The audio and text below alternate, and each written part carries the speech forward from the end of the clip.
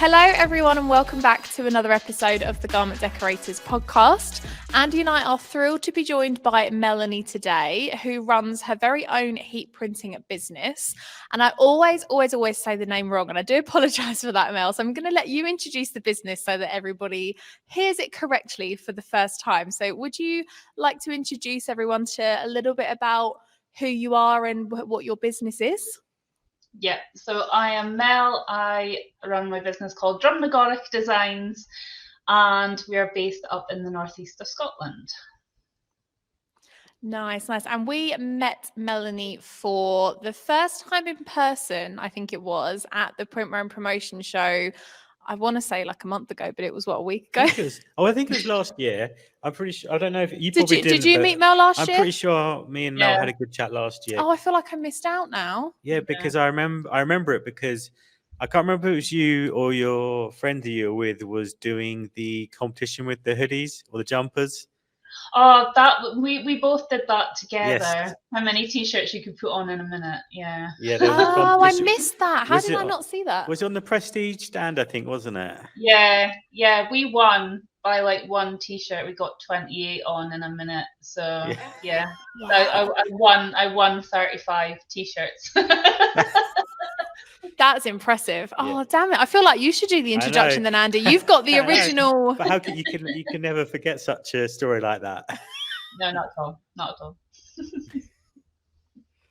So Drumnagorrach Designs, is that right? Yes. Okay, we're getting there. So how long have you been running your own business? When did it sort of get started for you? It's kind of like a long story. Do you want the business story, how I actually started? Yeah, give us the long version. We're in for the long haul. So yeah, tell us everything. Yeah. So basically, I've done horses my whole life. I'm a qualified horse riding instructor. I've been a manager of a riding school and a charity. And I sort of had a bit of a break from that for having the kids. Got back into it again in 2019 and quickly realised that I wasn't as fit as I used to be with regards to mucking out horses and being outdoors. I was diagnosed with Crohn's disease in 2018 after an emergency trip to hospital. So just health-wise wasn't as fit as what used to be. So I wanted to look for a job that I could work from home. I could take my time if I was having a bad day or whatever. And I came across the idea of basically putting vinyl onto t-shirts and hoodies. Came after I bought my daughter a hoodie in one Christmas, and it had her name, her pony's name, and a silhouette and a pony on it, and she absolutely loved it. And I thought, I wonder how difficult that is to do that. So kind of looked into it and thought if I was going to do this from home, I didn't know whether I wanted to go into it or not. So I bought a Cricut, and I bought a really cheap heat press and just kind of sort of started playing about with stuff at home. Really enjoyed doing it. I researched everything. I kind of sort of knew how to use my Cricut before I even came home because I'd watched so many YouTube videos on it. I just kind of started playing about with that. So that was about March, April time in 2021, and then sort of started to tell everyone I was doing a business from the end of July that year. And then start of 2022, my poor grandmother, she was diagnosed with dementia, and that meant I had to keep traveling back and forward to Edinburgh, which was like a 3-hour drive away, every single month to sort of make sure she was in hospital, and I had to make sure she had everything she needed. And getting that time off work, I was still working 20 hours a week at the time, and I was just struggling to try and do everything, and I knew I needed to just drop everything and go to Edinburgh if need be. So I basically just really pushed myself to get the business to go full time, and by the start of June 2022 I was full time at home, could give up my job. So yeah. And the business name came from the area that I stay in. It's called Drumnagorrach, and I thought no one else on Facebook or Instagram or anywhere else is going to have that business name. So, and it's worked quite well. It's quite memorable, even though no one can see it. So it's good. I mean, I can say it now. It's only been a week and I've accomplished it, so we're good. We're getting there. So when they say that the first year of your business is the hardest, that is probably doubly true for you then, I would say, with all the other things going on, and but still managing to push forward and get going is really quite impressive. Yeah, there was a few nights that I was working until 10 o'clock at night, especially sort of Christmas time that year. I got really busy with orders and a lot of it was a lot of personalized stuff from the start before I went into the workwear kind of side of it.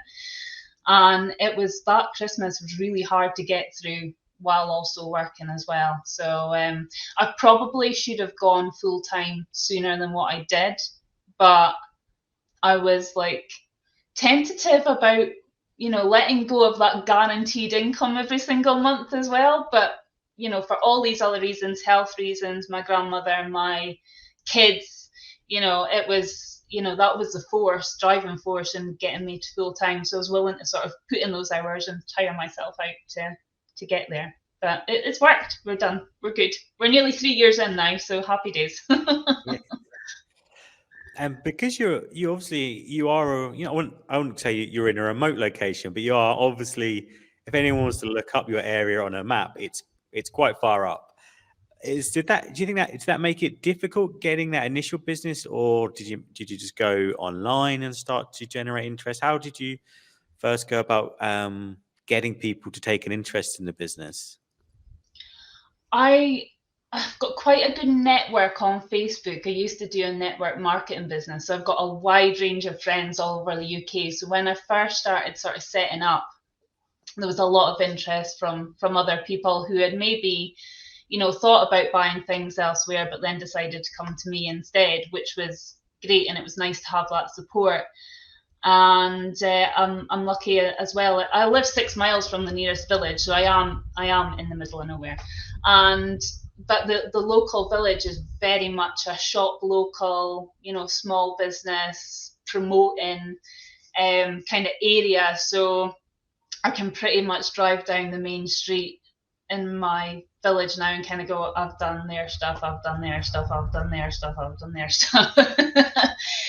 So I was kind of lucky in that way that the local community sort of rallied round and helped support me, but also the fact that I had sort of the wider community as well from all over the UK sort of asking me to do stuff for them as well. So it's kind of worked in my favor. But Facebook has been the one thing that's really sort of pushed me on. Facebook's been an amazing platform for me. I know it doesn't work for everybody, but out of all the platforms, Facebook works really well.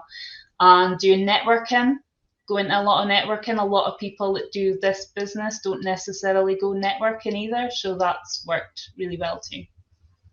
You do, is it like the pop-up stores I've seen on your Facebook page occasionally? When you say about networking, is that kind of what you mean? You take your business sort of on the road and show people what it is you do?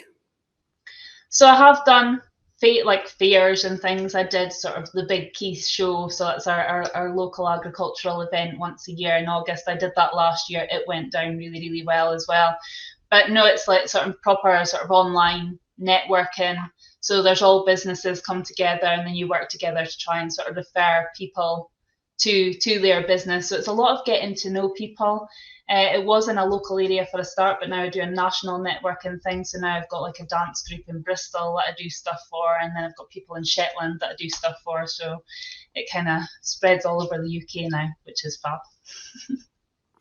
And I guess that having that networking background first probably helped quite a bit, because what you said there is spot on, and I think that's where a lot of people struggle at the beginning. Is they might have an Instagram page where they post lots of pictures, or they even have a website. But actually, getting out of your comfort zone and out of your way to speak to people, because you can't expect them all to come to you just because you have something nice and shiny for them to look at. You really do have to be putting 90% of the effort into those relationships, especially at the beginning, if not like 99%.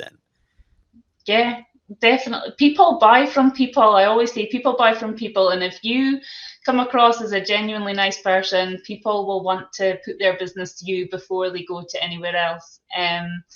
So it's just about getting to know people, making those connections. And it's not necessarily just with your customers, but like yourselves, suppliers, wholesalers, brands. It's getting to know everybody and building that personal relationship with people, so you've got that support network as well. And then, like you said, how the business has grown from there, like the word of mouth of people that you currently work with recommending you. If you put the time and you put the effort in to build those relationships at the beginning, the after effects of that in the following months and years even, it's almost like you're doing 80% of the work in the first year, and then for the next sort of 5 years, providing you maintain those relationships, you get that sort of referral business and you continue growing that way from doing majority of the effort at the beginning, like you said. Mm-hmm. It's getting those repeat customers back again. It's really nice when you see people year on year or every couple of years, depending on how quick they go through their workwear, coming back again. And it's another season we're coming up to is Leavers hoodie season, which we've been talking about lately. So, I've already got quite a few orders for them now as well. So it's sort of a guaranteed income at this time every year as well, which is awesome. That's exactly what we say, isn't it? Guaranteed income every year. If you get your customers that are going to have those Leavers prints and they come in every year, that is brilliant. Mm-hmm. Yeah. Well, it's a bit like our MD here says. He says Christmas is at the same time of the year every year, so you should never not be prepared for it.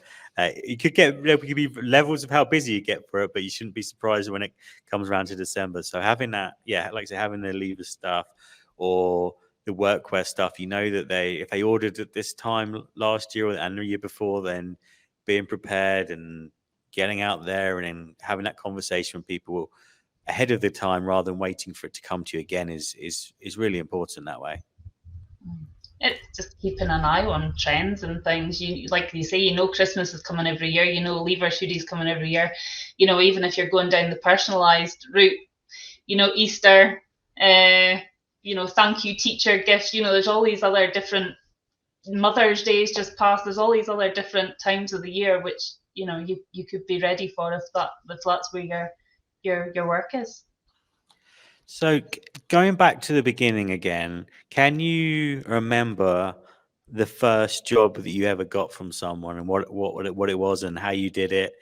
Can you remember what the first sort of workwear or personalization job that you came through once you're like, I'm doing this, and it was not necessarily like a family or a friend that was like, okay, well, I trust Mel, I get to do it. Someone who was like, I've never heard of you, but I want you to do this for me. I did a workwear. So the first workwear kind of one I did was vinyl, because I hadn't gone into embroidery at that point. And it was with vinyl, and I remember them coming up, and I think they wanted something like 20 garments, and I was like, oh my goodness, 20 garments. That's like, wow, that's not just one or two things. That's like, oh my god, that's a big order, because back then that was a big order, and it was just really good to then see that being worn by clients, like at their workplace, and to see them sharing about it on social media and things like that as well. I was like, oh, I've actually done a good job because I want to tell people about this, so and still to this day, I still take like a massive sense of pride if I walk into somewhere or someone's online networking and they've got something on that I've done. I'm like, I did that. It's I take a lot of pride in what I do, and I just love it. I just absolutely love it. Yeah.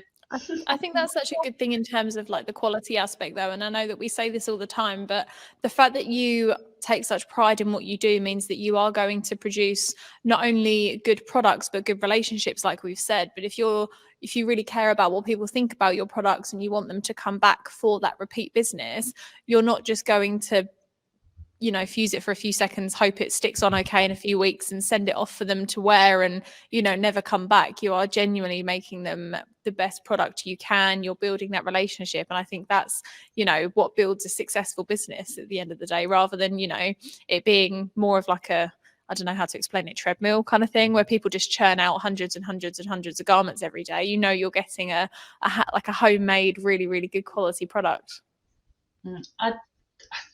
I like the fact that I'm still a small business, and I always will be a small business. And although I've expanded to be able to cater for bigger businesses, I really love helping those like sole traders and small businesses who might struggle to get things at a decent price because they they're penalized because they only want a few items rather than, a huge bulk item. And I think sort of, if you want a couple of hoodies, that's great. I'm going to take care and attention to your couple of hoodies just as much as I would to a bigger company who's ordering 100 polo shirts or whatever. It's your business doesn't matter any less just because you're in it on your own or you've just got a few employees.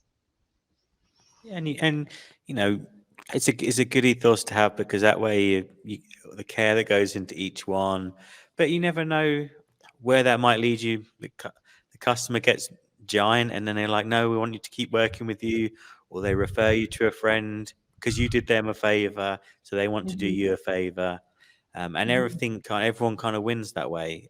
But if you never know, so it's always important you treat everyone with the same level of respect. Yeah, 100%. 100%. So when it comes to decide, because obviously if you're, I know you care about quality, and we've met in person, you've shown me the stuff you've been working on. So I know that it's, it's not just words, it's the truth. But how do you go about deciding what to use, which new products to incorporate, especially at the beginning? How did you go about finding out, okay, someone says, I want a polo shirt, but that could mean anything, really, couldn't it? If you go on to Ralloise or whoever, there's 1,000 polo shirts. What's the sort of quality that you look for, or how do you go about deciding which garments to recommend to people? Because you don't want to recommend everything.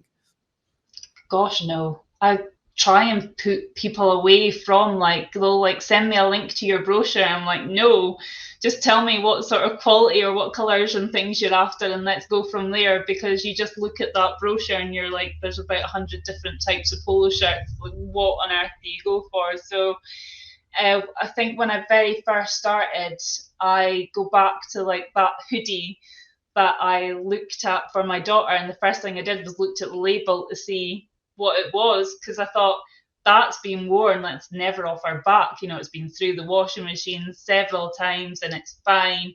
And it was your typical Otis GH001. And I thought, oh, if that goes really well, then that's a good place to start off with. So it was buying a few bits myself for a start, and just throwing them through the wash and printing them and sticking them through the wash several times and making sure that they still looked okay, or the vinyl was still attached and I was doing my job right. Because the last thing you want is think, oh, that looks okay, send it out to a customer, they wash it a couple of times, it's peeling off. And so I did that, got in touch with obviously the wholesalers, and then through them kind of got in touch with sort of brand ambassadors. I'm going to big up Kyle and Tiff from Otis, because they are just amazing. They've been fantastic in helping me out, and we stay in touch quite a lot.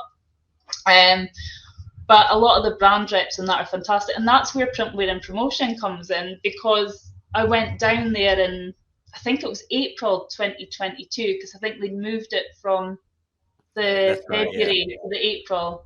Yeah, that was great. That cost me a 300 quid extra in flights, that did.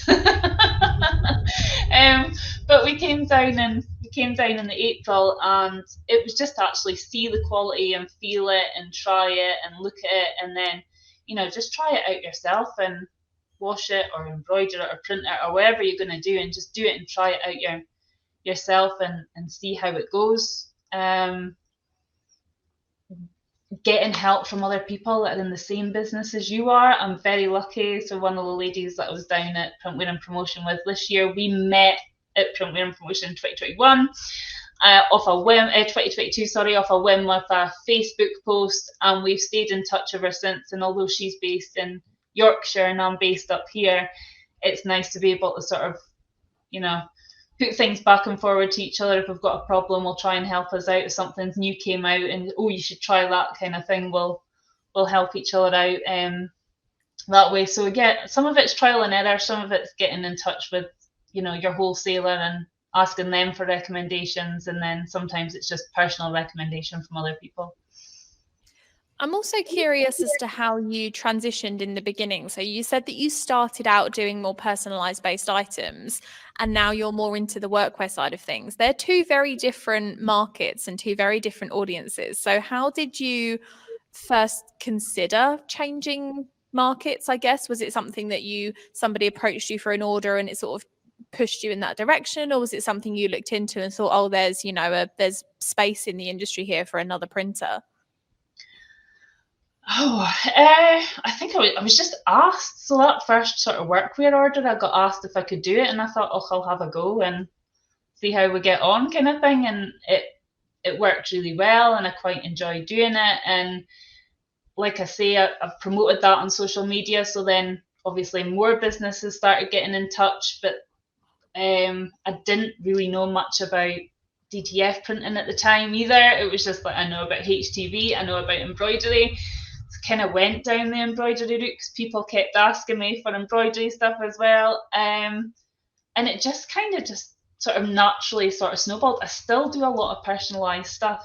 I still do a lot of personalised stuff, especially Christmas times, birthdays, things like that. Still a lot of personalised items as well.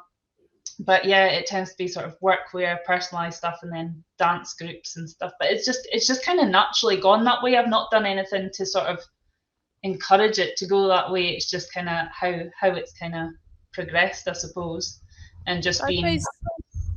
Oh, sorry, go on. You finished. I didn't want to I was going to say, I suppose you have to be open to that as well, though, because, in the beginning, if you set up your business to do personalization and somebody approached you about like a workwear job and you went, oh, no, that's not my kind of business, I don't do that. You have to be open to it and brave enough to test those garments, because you probably never printed on a high vis or a jacket or anything like that before, whereas it's the same thing as the trial and error with the original print products and your vinyl and all of that.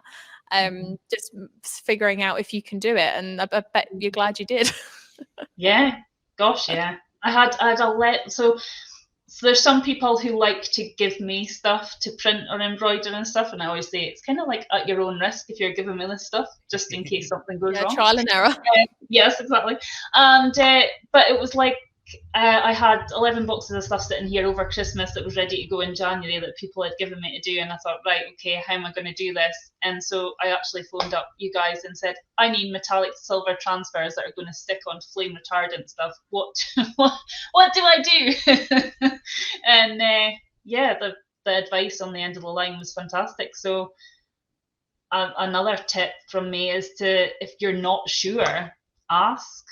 There's so many people out there willing to help you. You don't have to just always try and do it yourself or spend lots of money on stuff trying to do it yourself. People will quite happily give you advice to get the right product for the right garment. And I think I've been on the phone to your help desk several times when it comes to vinyl and transfers and stuff, and asking which was best for which. And touch wood, everything's been great so far, so that's cracking.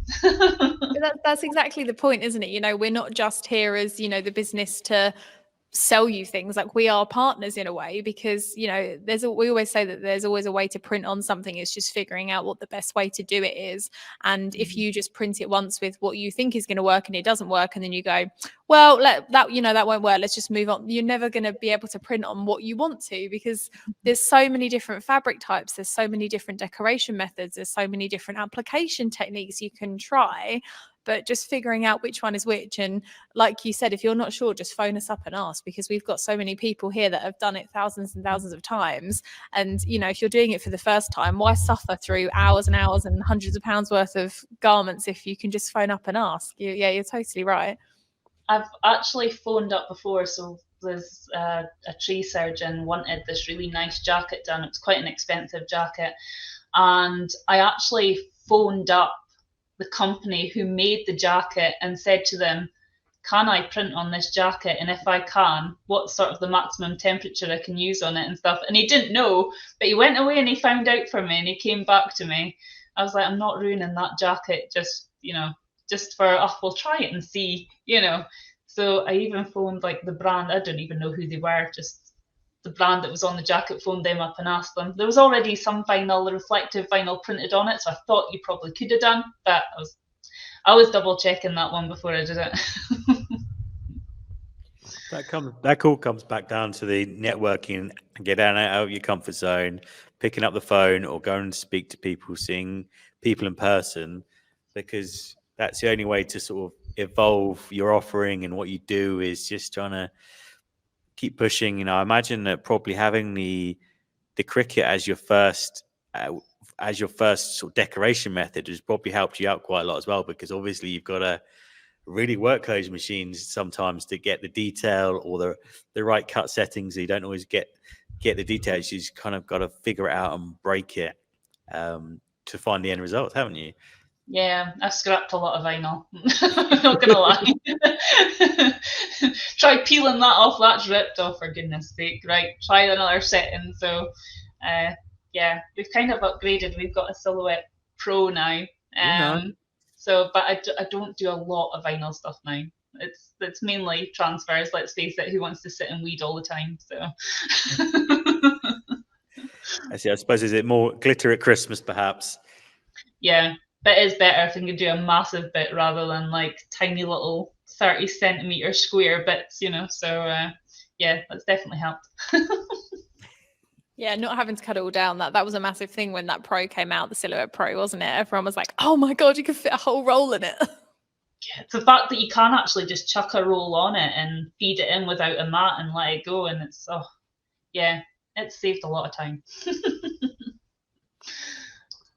So for anyone that's sort of listening and thinking, perhaps in their local area, or they have a vision for what they want to do, is there any particular advice you'd want to give to someone who's thinking about starting their journey? Perhaps they're at PMP last week, or they're just looking for a change, much like yourself. Look, circumstances change and they want to start doing this. What would be the advice you wish you could give your past self?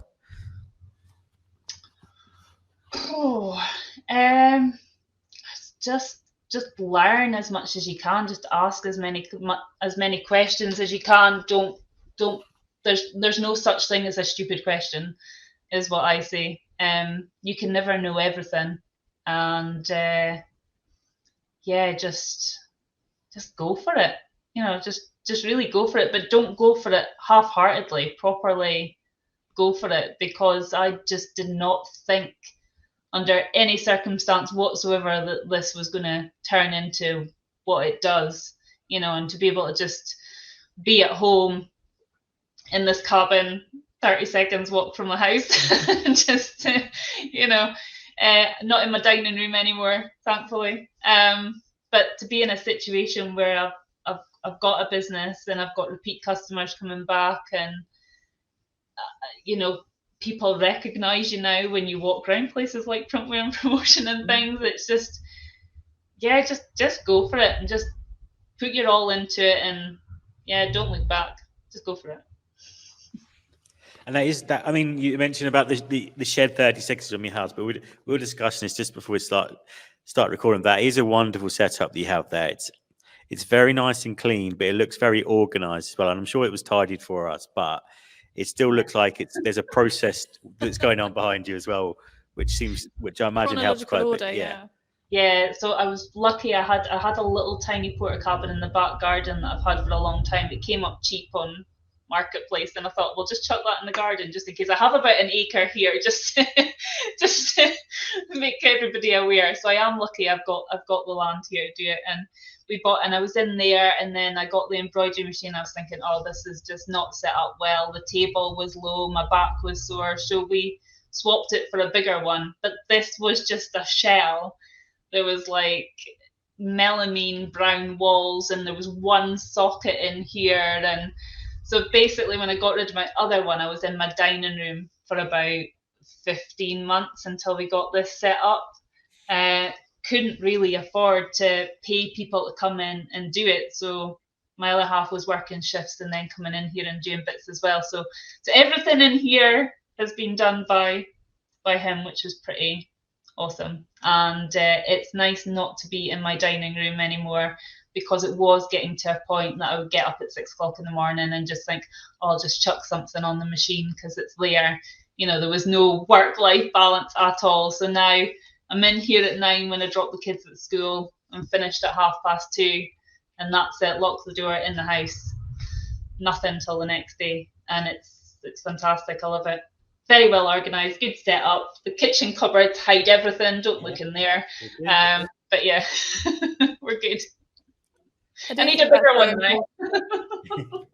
Yeah, I think that's really important what you've just said as well about having that separation, because even if you do, a lot of our customers do work for themselves and they work from home because it's a more convenient, and why would you have a massive expense on a warehouse if you don't need one, all of that kind of thing. But it is so easy to just work all the time, especially if you're passionate and you're trying to grow your business. And I know in the beginning people do long days because they're trying to get their business off the ground, but you can't sustain that forever. You need to have that shut off family time, switch off, whatever it is. So yeah, the fact that you've got that space now sort of out your house, still conveniently at home, and you don't have a very long commute, but not on top of your everyday home life. Yeah, I think if you've got a room that you can just dedicate to it and shut the door and not have anything else in that room apart from your work stuff, then happy days. Unfortunately, my dining room was an all-in-one sitting room, dining room. So basically I looked at it every night when I was trying to relax. So it wasn't very relaxing. So yeah, have that place where you can shut the door and switch off and not go back in. So I can see the Hotronics auto open behind you. You said when you started, you had a cheaper heat press. When did you decide to upgrade to the Hotronics? What was sort of the turning point from your business point of view? I've actually gone through a little stage. So I had the very, very cheap press, and then sort of found, you learn more as you go along. Let's face it, you jump in. I didn't have a lot of money to start off with, so you basically go with what you can afford for a start, and then obviously learned more. And I've actually got it sitting here. There's a Stahl's basic clam press, so that was my next move up. I thought, right, we'll go into Stahl's and we'll get the quality and everything. And then it was only just sort of in the last 6 months that I've got the auto open. So it's just, the business has just sort of evolved and grown as the income has evolved and grown. So, but yeah. And you mentioned earlier about wanting to stay small, and I think that's really good advice as well, and a really good way to think about it, because it's some people I think get a little disheartened because they don't go to 1,000 items in 6 months and think, well, this is no good. But actually, it's a long game that you're playing here, and it's all about what is your goals and what's achievable. So I think but I would like to know what is are there any kind of dream jobs you'd love to take on, or is there a particular industry or brand you want to put that out there, in case someone's watching or listening, that you'd love to be able to work on any kind of particular projects or particular types of materials or industries? Quite like working with clubs and things. So I've got a couple of dance groups now. I've got a gymnastic group that's looking to come on board as well. And I quite like doing the club stuff because a lot of it is kids, and I've always liked sort of working around kids and things like that as well. And I think that kids especially, they take quite a lot of pride in like their dance club uniform or their gymnastic uniform and things like that as well. So I'm just currently upgrading my website. I've just changed to a new host, and we're going to get like an online shop there for clubs to actually go on and be able to buy their stuff there. So I think sort of getting more clubs and either dance groups, gymnastics groups, things like that, I could work more with them, and just, yeah, I enjoy doing that. Their designs are always more interesting as well because they're bigger and they're more colorful, or perhaps they're going to challenge you with the glitter or the metallic transfers to try and push it a bit further as well. So actually, I think they're, like you say, it's always nice to see the happy faces when they get it, but also actually when you see at the end of the day that something you've made, you're like, that's actually pretty impressive what I've achieved there as well, I think. I do. So I mentioned earlier that I got a contact, and this was through networking. I got a contact for a dance group in Bristol, which I now do all their stuff for. And they went to Disneyland Paris. They got chosen to dance at Disneyland Paris. This is, I'll give them a wee shout out. It's Impact Dance Group in Bristol.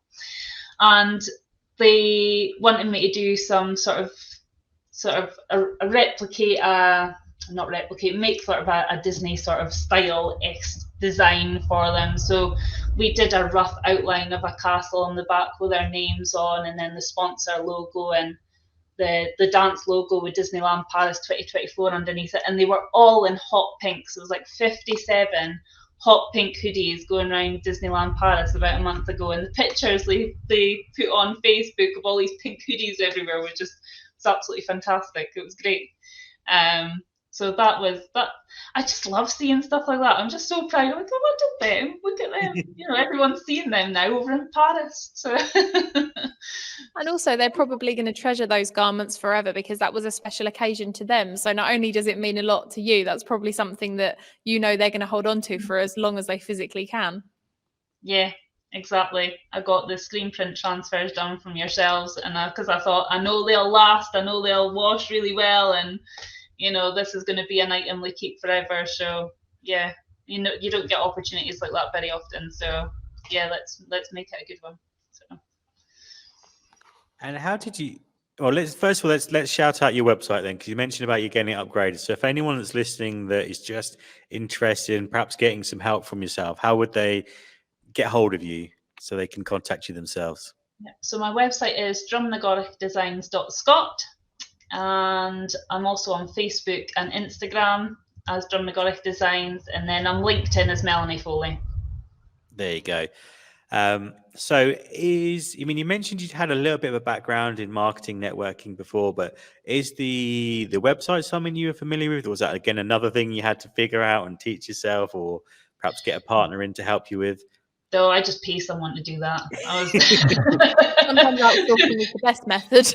I'm like, I know my limits, and that is well above my limits. So yeah, I paid someone a couple of years to go to do a website for me, and then I've got very friendly with a lady called Charlotte from the Marketing Barn, and she's upgrading my website and putting a shop and everything on there for me. So what you see just now is probably not going to what you see in a few weeks' time. I'm excited to see the upgrade. That'll be good. I think that's really good what you've just said as well, because I think so many people when they start their own business, you know, if you can't always afford to outsource something, you do have to wear all of the hats. But there's always going to be some form of limitation because, you know, there's always going to be something that isn't your strong suit. It doesn't mean to say you can't do it, but if it takes you longer than it should, then that's not really a very profitable way to be spending your time. So if you can, be efficient about it, I think that's a smart move. Yeah, I do not know anything about websites at all in any way, shape, or form. So that was the one thing I was like, that's the one thing I will pay for and get someone else to do it and set up. It was going to take me so many hours to actually try and do it myself. I thought I could earn that money in the same amount of time that it takes someone else to do it. So yeah, I'll just stick to what I know. But I think that's great advice, though, isn't it? Because that's the thing. That's a mistake that people make so much at the beginning. You mentioned levers earlier, and this is something that Molly and myself have been banging the drum on for ages about. Things you shouldn't be doing, like weeding the levers hoodies, because you'll lose so much money. But actually, it's always really good to have a good handle on what your skill set is and how long something takes, because you're as a sole trader, you are the business, so you have to make sure you optimize it. And like say, if you want to make sure that you can close that door at 2:30 and not have to go back in later on in the day, you have to be sensible about what is realistic and what is the best use of your time. Yeah, and there's a lot of these things you can outsource now for relatively little money as well. So VAs, bookkeepers, copyright and branding and stuff. I've got a couple of friends who sort of do copyright and branding sort of memberships and things like that, and they're very, very low cost, and they just keep you right on where to go with marketing and what to say and how to hook people in marketing, or how to make an effective brand and things like that as well. And it's all these little things that you pick up that do have a positive impact on your business as well. It doesn't have to cost you the earth to be able to do these things.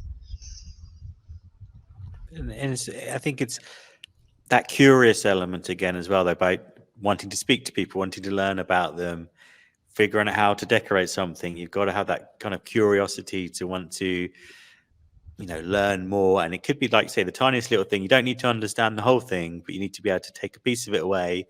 But you only get to that point by asking probing questions with those people to be like, tell me a little bit more. Okay, and I can apply that over here, or I can do that over there.